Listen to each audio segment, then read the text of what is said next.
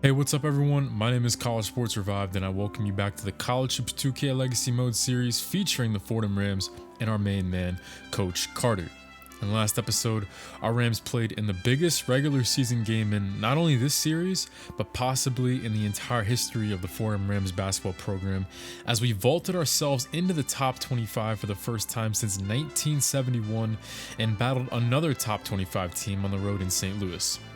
However, the Billikens, they ended up stifling us with their elite defense and surrendered only 20 second half points en route to a 60-54 win over our Rams, taking us out of the top 25 just days later. And if you have a good memory, you may have noticed that our Rams have more games under their belts since the last installment, coming into today's episode with an impressive 19-5 record on the year. So originally, episode 56 was going to consist of these two games against Temple and Charlotte, but sadly the files from those games got corrupted. That's why it took a little bit longer getting this one out, because I basically had a bunch of lost time where I had to redo the whole episode and record new games and all that jazz. So I can only show you the box scores as I recap Fordham's 5-2 stretch over what was supposed to be last episode. So we opened up as favorites on the road against a young Temple team that we beat earlier in season 5. However, this time we dug ourselves into an early hole that we couldn't climb out of. Big games from Hicks and Hendry were not enough in this one. But one thing we've done a good job this year of is overcoming a bad game. We haven't had a losing streak of more than 2 this entire season, and that positive trend would continue with a get-right game against Duquesne. I simulated this win, and shockingly, this game pushes us to 10-0 at home on the year. We're still not beaten at Rose Hill here in Season 5. And hey, I might have to check myself in that stat because we're now 11-0 at our stomping ground with an impressive win over Charlotte. I was really bummed out that this game got corrupted because this was a lot of fun to play and record and to commentate. This was a dogfight all the way through, but with about 5 minutes left in the game, Kai Hendry and Pat Park both took over. And with about 3 minutes left, Kaya had a sequence where he scored back-to-back fast break and ones that Pat Park assisted both of them on that I wish I could show you, because the whole sequence got so sick, or it was so sick, and I literally jumped out of my seat when the second and one happened, and I started yelling, and I even yelled and one at the top of my lungs in real life. But no worries, we got that key win over a very good ball club, which might have provided us the momentum to win 3 more games in simulation as the schedule softened up after the Charlotte game. The Rams also posted 2 double-digit wins in this span, including an 81-65 victory over Duquesne, sweeping the season series, as Kaya continued his hot streak, being the game's top scorer and passer in this one. Damian Carter also had a great game as well. Pat Park did suffer a minor injury in the win over the Dukes, however, which is why he only played 21 minutes. He has plantar fasciitis, which is basically a wear and tear injury involving the heel part of your foot. And with so much on the line, and not only this episode, but over the course of the rest of the season, we plan on being very safe with our budding star. But when you look at the standings, that's when Coach Carter's hand might be forced to rush Pat Park a little bit from injury, because we have 5 games to go in this episode. We'll be finishing off the season today, and the A-10 title is on the line today. Fordham is in a 3-way tie with UMass and St. Joe's for the number 1 spot at the moment, with St. Louis and Charlotte knocking on the door as well. So it'll be really interesting to see just how Coach Carter plays this Pat Park situation. Not playing Pat until he's healthy means we might have mortgaged the opportunity of winning the conference, but letting Pat play through the injury may help us become regular season champs, but could prolong his recovery process. So definitely the biggest storyline to monitor in this episode as we finish the season. We're going to sim 2 more games to open up episode 56 as well, as we're back at home against the weak Xavier team. And Coach Carter decides to rest Pat Park in this one. And Nick Jallo, in his first college start, he holds his own and helps us pull away in the second half. Lloyd Hicks, huge game, and the bench also pulled their weight as well in this one. A loss to a middle-of-the-road Richmond club, though, that might leave us with something to think about. Kai really struggled in this one, and we tried to fight through a lot of foul trouble as well, and we just couldn't overcome the horrible start. Nick Jallo also had a tough time out there, surrendering 30 points to Richmond's Jarius Jointer. We finally hop into some action today with the Dayton Flyers, a team who's been in the top 25 this season at one point, and a team who's in the running for a top seed in the A-10 tournament. They're a really good shooting team. They've been a really solid team throughout the entirety of the series, but they're finally hitting that elite stride. And a big help in that cause has been the most improved player in the A-10, if you ask me. Point guard Tony Blythe. He's top 7 in minutes, points, steals in the conference, while tying the conference lead in assists as well. So he's the true captain to this rising squad, and Damian Carter, who's had some tough defensive games recently, will be tested once again. And sorry about the long intro today, guys. 5 minutes is definitely a little bit longer than what you might be accustomed to. Just a lot of stuff to go over, but I know you guys are anxious to get back and play some basketball here with the Fordham Rims. So am I, trust me. Man, I was so disappointed whenever that whole file got corrupted of the last episode, but you know, you do YouTube for long enough and things like that just tend to happen, and that's fine. We just keep trucking along and play with the cards we're dealt. How about Nick Jallo, though, coming back from a really tough Richmond game in simulation, allowing 30 points to his opponent. Goes backdoor right off the jump ball, and he will score the first points of the game today. But on the next possession, he tries to stay aggressive. Jallo, nice shot, but just leaves it a little bit short. But Pennapinkala has his back, as I'm sure that basket must feel good for Bennett, as in the last 2 simulated games, he's been held without a basket. So that's Bennett Pinkala's first score in 3 games. No points against Richmond or against Xavier, but he finds a basket there, and so does Nick Jallo. Just moments later, a 3-point play opportunity for the Palo Alto, California native. And the junior has going off to a nice start here. I know he's looking to bounce back and fill the very huge shoes of Pat Park, but offense looking good so far. Well, that is momentarily until they start to cool off. Not only us, but both teams as well. But when you have an X-Factor player like Tony Blythe, this is the type of player that can get you back in the right direction. 14.5 points, 5.5 assists. That leads the conference. And also over 2 steals a game for the 6'3" junior out of Columbus. 14-11 game now. We go high to low, try to kick it out to Timo, flicks it up from 3. He's been a little bit quiet recently, Timo has, in these last couple episodes. But check out Blythe spotting up on the perimeter on the fast break opportunity. He's not just good with the ball in his hands, he can play without the ball, and he shows it right there. But junior battle, nicely done there, going quick as the Flyers were not set up. Nice little elbow ISO. Junior battle continues to play excellent. Not only him, but honestly, everybody off the bench has been playing well. In the 2 games that Pat Park has missed recently, Timo, Junior, and Dustin have all scored at least 5 in both games, as Timo looks to get rid of that cold spell.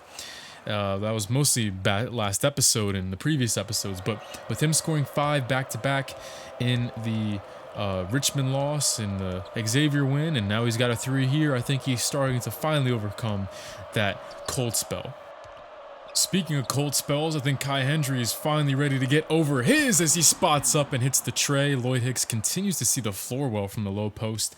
Hendry with 9, it's good to see him bouncing back, because in the 2 games since Pat's injury, he's only shot 8 for 27 combined, 11 points per game, and 4 for 15 from 3 in those 2 sim games.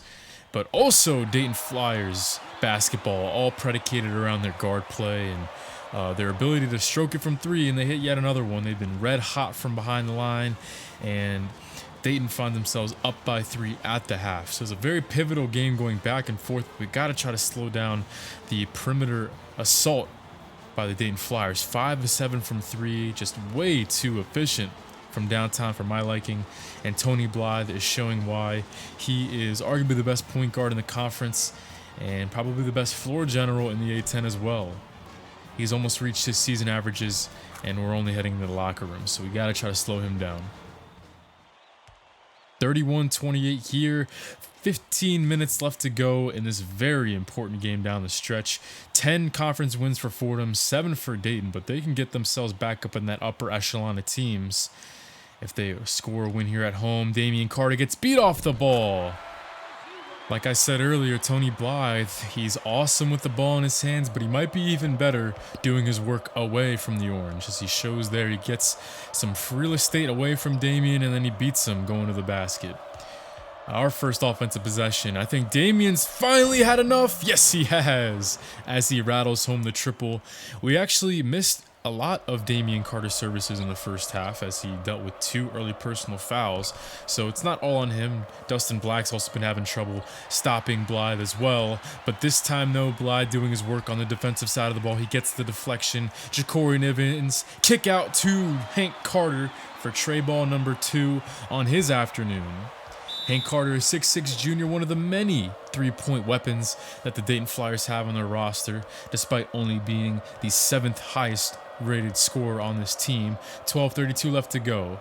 In this game, I'm not liking how the momentum is kind of, switching up here as Damian Carter turns it over as he tries to go with the pick and roll between him and Hicks, but just no angle to get the ball in there. And Blythe again. We can't keep track of this guy. Comes out, turns around and hits a 3. Carter going way too fast on the other end and leaves that one short.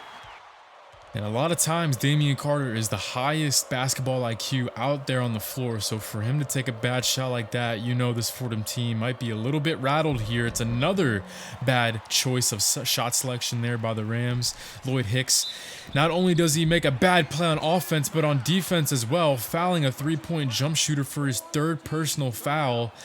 And the foul trouble continues to plague the Fordham Rams here deep into the second half. I'm just not liking how this game is ending up right now. This is not good. Right now, the Flyers have the mojo. They're really playing well here in the second half. So as you can see, check out on the far side of this court. Pat Park checking in, playing a little bit beaten up, but maybe Coach Carter trying to send a message and trying to provide a spark into his team. Down by 12 on the wrong side of a long run.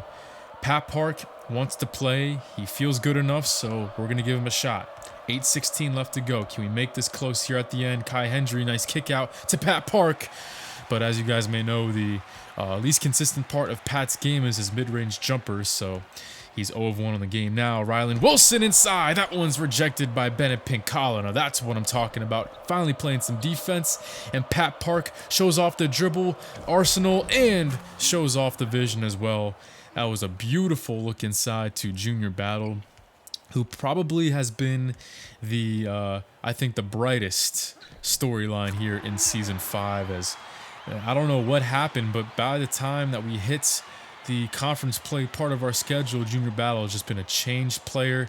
Pat Park trying to light a fire in our group as well. Down by 15 now, though. 7.5 left to play. It's an elbow ISO for Pat Park. Pump fake. Spin move. Hop step. Pump fake up and under. He gets 2 right there. Very creative, going deep into his bag. I don't know, man. Pat Park, I don't think that heel is holding him back at all. I think he looks pretty good, but we'll see how Coach Carter continues to play that situation moving forward. Now it's a 9-point deficit. Nick Jallo, Junior Battle, and Timo Cruz are some bench players that find themselves out there, along with Dustin Black, who's normally so tough on defense, but he loses Tony Blythe. He's up to 26 now on the game. And let's see here. We need a huge bucket and fast. Timo Cruz gets it down to single digits, but unfortunately, that would be about as close as we get. It would be a 79-71 loss there. A much better final 10 minutes we played there as a team from not only the starters from the bench as well. So perhaps some momentum to take in the next game. But yeah, this one was just a little bit forgettable in a lot of different ways. On the defensive side of the floor, in terms of defending without fouling, didn't do a good job doing that either. So Dayton shot a lot of free throws to give him a lot of easy points. A lot of things to clean up, and as you can kind of see, we're just not really the same team without Pat Park in the lineup. Nick Jallo again held his own, 4 for 5 shooting, 9 points, but there's just so much that Pat Park does. He makes Kai Hendry's offensive life a lot easier. He spaces things out for other guys. The only guy that's actually been better with Pat Park, I feel like, out has been Damian Carter. He's been shouldering a little bit more of the scoring. He scored again well today, despite not playing as many minutes. So we'll see what happens moving forward. So like I said earlier, though, that's 2 losses in a row now, so it's yet another situation where we try to do damage control and we try to keep our streak alive of not losing more than 2 games in a row consecutively across our entire season. And not only are we trying to keep that intact, but we're also trying to keep our undefeated record at home without a blemish as well.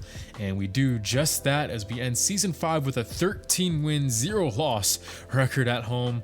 All hail Rose Hill. Plenty of smiles on our senior day as we fought back from a 10-point deficit to win, with Kai Hendry having his best game since Pat got hurt. And we send off our first ever recruiting class of seniors, Dustin Black, Chen Lee, and KJ Bigsby, with a victory. And this win against Rhode Island sets us up for a pivotal final game because we turn our focus to these standings, and this season 5 finale could make or break our seeding. Check out how top heavy and competitive the A-10 is this year. With 1 game left to play, we have 5 teams at 11 wins and 2 more with 10, including our final opponent on the year. This postseason tournament is about to be a bloodbath. This thing's about to go crazy. And normally I would try to decipher the tiebreakers and such and determine who we need to win and lose to achieve what we want to achieve. But with all this congestion in the top half, your guess is as good as mine at this point. And all I can say is the top 4 seeds, they earn buys in the A-10, which we did accomplish before. We got that last year. We finished 4th in the A-10 a season ago. So if we win, I'm sure we'll clinch a bye depending on who wins and loses. And we also might have a shot at the A-10 title if, the teams that need to lose do lose. So that's going to be something that we try to strive for. That's something that we've never done in this series, and that's something that the Fordham Rams have never done since joining the A-10 in 1991. So that's something crazy to try to chase as we face the UMass Minutemen. So we head up to Amherst to battle these guys to end season 5. This is a team that's been a little bit of an enigma. They're an unknown so far in the series. We have barely played them, if at all, because they haven't been that great. But we're going to be traveling up there to play them in a huge game. And as you can see here, they'll be playing a little bit beat up today, though. But that aside, they were actually the early favorite to win the A-10 this season. They came out of nowhere and began conference play at an 8-0 record with one of the top-ranked offenses in the nation. And that also included blowout wins against George Washington and Dayton, and their record was at an impressive 20-2 overall at its peak. But the second half of A-10 action hasn't been as kind, possibly due to their injury woes. They've dropped 5 of 7 entering today, ruining a little bit of the luster from their Cinderella season, but they did defeat a ranked St. Joe's team just 5 days ago. Hopefully for them, let's see if that answers some questions. I hope not. I hope we can take advantage of them when they're at their weakest and try to fight for that #1 overall seed. Here we go, guys. Lloyd Hicks, no surprise there, wins yet another jump ball, and we are underway here in Amherst. If we lose today here against UMass, we'll be just praying for a first-round bye. If we win, though, we'll be praying for that #1 overall seed. Let's see what happens here. Damian Carter, Lloyd Hicks, parallel pick and roll as Hicks stops and pops from about 7 feet out and continues to display that baby jumper that has become so hard to guard for other teams, man. But you have to sympathize with Damian Carter a little bit, though, as it feels like every day that comes and goes brings on yet another elite point guard for him to try to contain. That's no different today, as he's going up against Keytron Parker Jr., number 5 for the UMass Minutemen, 6'3" junior who averages 5.2 assists per game. That's second in the conference, and 1.8 steals a game. Pat Park, though, here on the next possession, cutting into the lead a little bit. That's his first basket back, totally healthy, cleaner than the board of health here in this one, and that's awesome to see. We desperately need Pat Park just to make everything else work on the offensive end. And as you guys have seen, his rehab has gone really well. He played a couple minutes there in the Dayton game. He played a couple minutes there in the sim to win on senior day against Rhode Island. I don't know if you guys saw that in the box score, but he played 5 minutes as he gets blocked there by Tanner English. But he played 5 minutes again and scored 4 points against Rhode Island. So the rehab has gone well, no setbacks. So it's time to welcome back Pat Park. And now Kai Hendry, crossover inside the lane on the fast break, looking to tie the game, and he does. Kai Hendry, I know he was itching for his running mate to get back into the lineup. Definitely not the same player without Pat Park as his sidekick, but it's good to see him back to normal. Fordham looking for win number 22 on the regular season. This is a beautiful possession. This time, it's Keelan Michelle, the top scorer on the season, actually assisting to Jayshawn Breland outside. Jayshawn Breland, a 6'7" senior from Somerville, Massachusetts, the second leading scorer on the team. This is Damian DeShields on this possession. This time we lock it down. And how about a little bit of urgency from the Fordham Rams? Chen Lee taking a chance there and throwing a touchdown pass to Nick Jallo. And speaking of touchdown passes, you guys see the trailer for EA Sports College Football 24? Might have to bring that to the channel when that comes out over the summer. Back to the action though. Jayshawn Breland with tray ball number 3 again. So far, man, this is looking like it's feeling very similar to the Dayton game. We've been getting tested from all angles on the perimeter recently, and we haven't been stepping up to the task. Today, we're going to have to do that if we're going to try to win this ball game. But Nick Jallo cuts the lead in half with a tray ball of his own. He's been shooting the rock a lot better recently. I think he's more comfortable coming off the bench, but either way, he did play serviceable minutes as a starter and shot the ball really well from 3 when he was in the starting 5. Lloyd Hicks with the steal, up ahead to Kai Hendry, looking for a teammate, handoff to Hicks. What do we got here on the secondary break? It'll be Lloyd Hicks putting his shoulder in a Tanner English kick out. Kai Hendry ties it up at 29 apiece. Needed Kai Hendry to get going today. He was scoreless for too long, in my opinion. So not only does Fordham have the tie game they're looking for, but they have the chance for the 2-for-1 as well if they play their cards right here. 15 to shoot, 50 on the game clock. Damian Carter handoff to Lloyd Hicks for the lead. 8 points here in the first half for the 7-2 beast. And Damian Carter's been passing the ball well in this one. We're going to head to the locker room with a lead against the UMass Minutemen as we continue to try to vie for that first overall seed, trying to win the conference here for the first time in this series and ever since Fordham moved to the A-10. So we've done a lot of nice work on the perimeter, but it's been Lloyd Hicks who's been having the huge game, and it's also been pretty surprising too because UMass does have a guy who can match up with them. They have a 7-footer as well who starts for them, 7-foot junior Tanner English, who has a couple block shots in the game, but he's still getting outworked there by Lloyd Hicks here in the first half. So the Minutemen, they score first here in the second half. Pat Park trying to take the lead back, but speak of the devil, it's Tanner English for blocked shot number 3. Jayshawn Breland out in front of everyone, and he touches the heavens as he puts the poster down on Lloyd Hicks. What a start here for the Minutemen in the second half. Oh, what a play, man. I hate getting so hyped for a jam on one of our guys, but Lloyd Hicks, I mean, sometimes you just get beat by good offense, and there's not really a way to defend that one. I mean, Lloyd Hicks has had plenty of impressive chase downs, so he's, he's left his mark on plenty of block shots, but this time, though, Breland, who's made 3 threes on the game, by the way, shows he can do it all, and once again, the mojo swinging back into the side of the other team. But how about Lloyd Hicks? That's how you bounce back after some adversity. He gets a jam of his own to quiet down the crowd a little bit. That's what I'm talking about. But Albert Verdeo with a little bit of a lane, and he gets the stop too, man.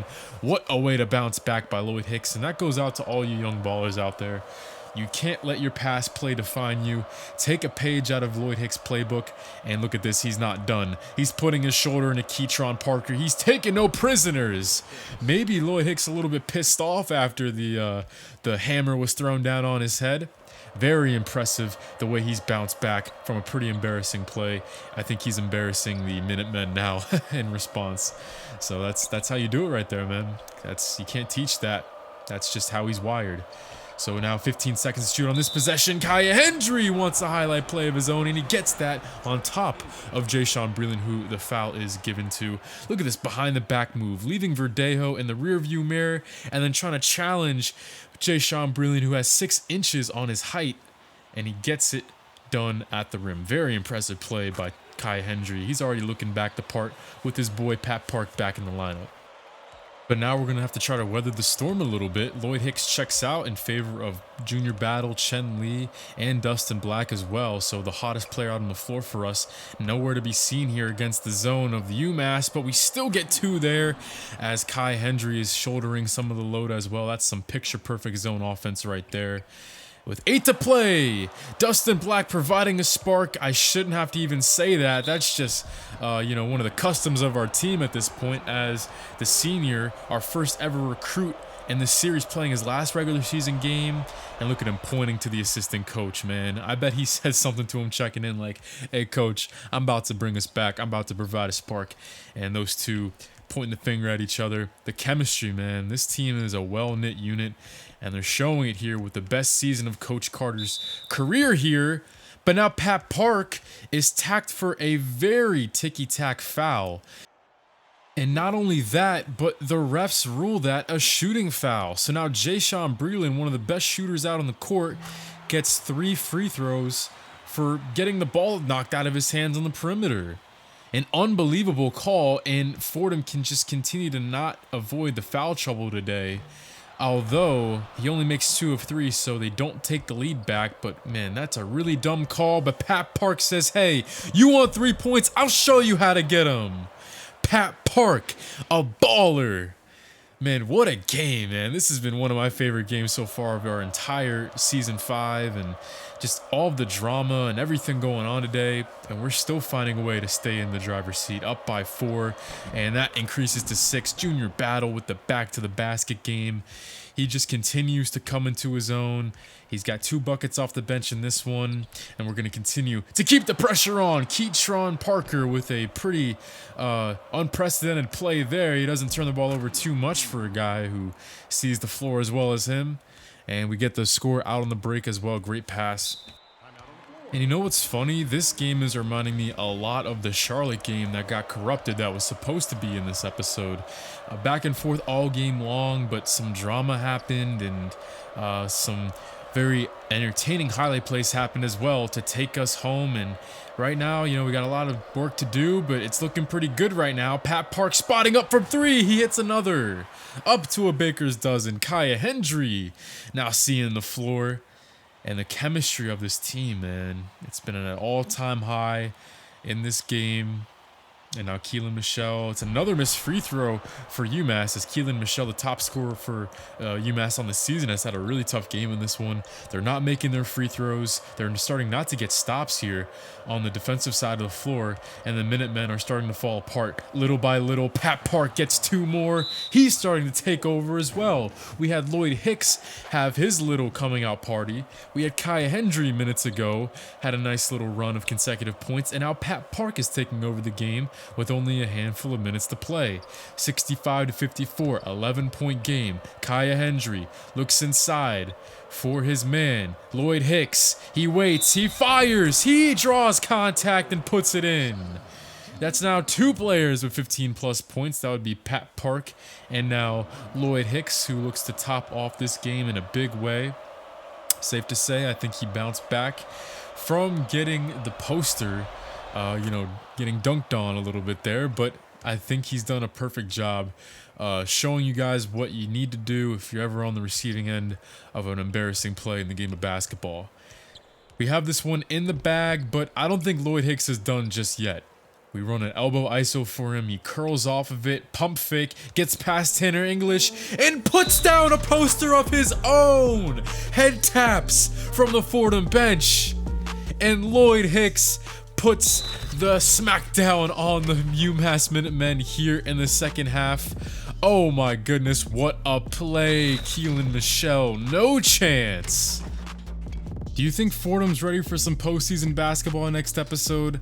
I think they are, man. After a statement win like this against a really good ball club that, yes, has been struggling recently, but still, though, this is a team that was 20-2 at one point in the year, and we're coming in and we're fighting off a lot of adversity. A lot of times we could have folded in this game between the bad calls against us in the second half, as Lloyd Hicks gets 20 there with the free throw. The starters check out to a plethora of applauses from the Fordham faithful that made the trip up here to Amherst, and we ended up winning the game 73-59, and the game ball goes to you-know-who, Lloyd Hicks with 20 and 10.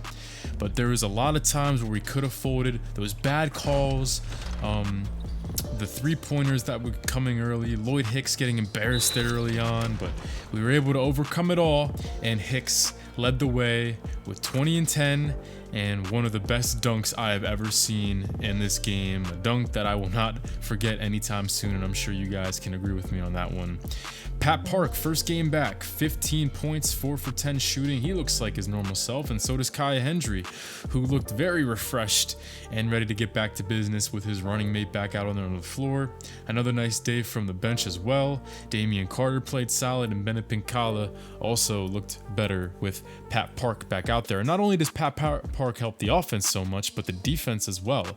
We allowed, I think, 47 second half points to Dayton, and now with him in the lineup, we were able to hold off the Minutemen for only 59. You could just see the difference that Pat Park makes, and we were able to close down the perimeter a lot better in that second half.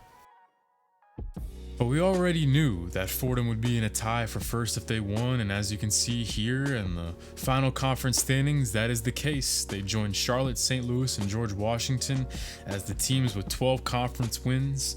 But what we didn't know is if they achieved that top seed for the first time since joining the A-10.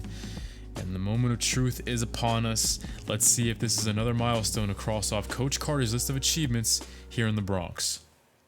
The Fordham Rams receive the conference title, the #1 overall seed, and will play either the 8th seed Richmond Spiders or the 9th seed, the Temple Owls. It's time to break out that champagne, fellas. For the first time ever as a member of the Atlantic 10, Fordham raises a regular season banner and takes home the gold medal, beginning the conference tournament next episode at the top of the podium. There's still a lot of work left to do though. The real prize is the conference tournament, and with 7 teams this season with 10 or more conference wins, this is about to be a dogfight. It's really anybody's guess who's going to win the tournament this year. And even in the first matchup, it's going to be tough because we split the season series against Temple and we lost our only matchup against Richmond. So we're going to have our work cut out from us from the very beginning if we want to capture the first postseason A-10 title of this series and continue adding to our impressive list of accomplishments here in the Bronx. So I'm College Sports Revived. I'm signing out today. 22-7 on the year, 12-4 in conference play. This has been our most successful year, and let's see if we can continue adding to it as we try to chase that A-10 title. How sweet would it be to accomplish both in a single season? My name is College Sports Revived. I'm signing out. I'll see you next time for some postseason basketball here with the Fordham Rams and College Hoops 2K8 and Coach Carter's Legacy Mode. I'll see you guys then. Stay tuned for more. Peace, guys.